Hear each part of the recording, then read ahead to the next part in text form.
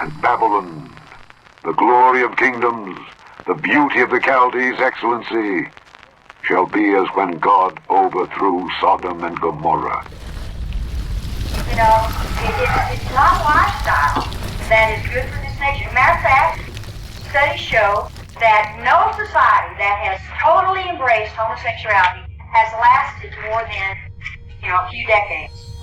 So it's the death knell in this country. Because what's happening now, they're going after, in schools, 2-year-olds. You know why they're trying to get early childhood education? They want to get our young children into the government schools so they can indoctrinate them. I taught school for close to 20 years, and we're not teaching facts and knowledge anymore, folks. We're teaching indoctrination, okay? And they're going after our young children as young as 2 years of age to try to teach them that the homosexual lifestyle is an acceptable lifestyle.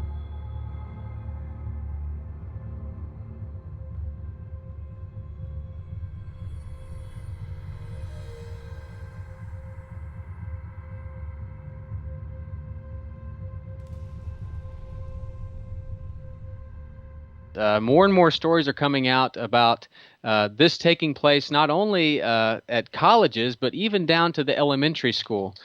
Just today, I read a story about students at Tippecanoe School in Wisconsin.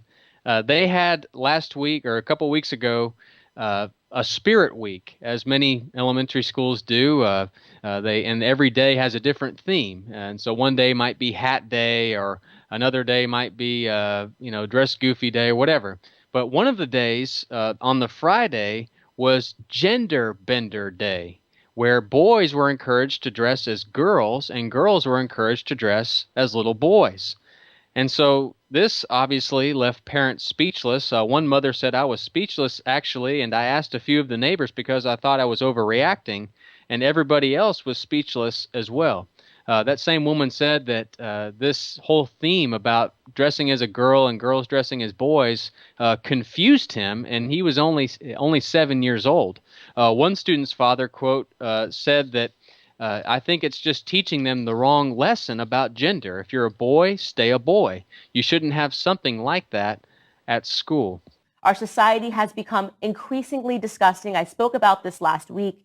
And when you start to see that your government is sponsoring that, when they're putting real dollars behind things like Drag Queen Story Hour in New York City, you should realize that something nefarious is going on, because the government does not care about your children. No, the government does not love your children. The government does not want your children to be accepted.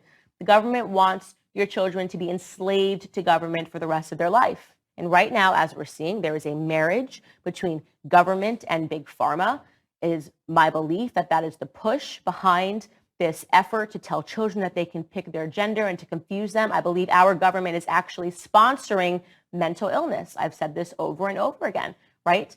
Because people that are mentally ill cannot stand up on their own 2 feet, right? They become codependent with the government. They turn to the government for their hormone pills. They turn to the government for whatever pills that they can to make it feel better, right? And you are seeing right now that adults are getting behind this narrative so that they can have a woke t-shirt on and say, "I love my children. I allowed my child to pick their gender and pick their species." And they feel proud of themselves because they can go and they can say this on Facebook that they're a wonderful, accepting, and loving adult, when in reality, they are underqualified to have children. They should have their children taken away from them because it's child abuse. It is child abuse to put a half-naked adult in the room with a small child and having them read a book. It's just child abuse. That's what it is. It's child abuse to ask your child to take a dollar bill and put it into the thong of a grown adult. It's child abuse. It's child abuse for teachers to be telling children, knowing fully well that it is a lie that they can switch their gender biologically, right? But to encourage that behind a parent's back, that's child abuse.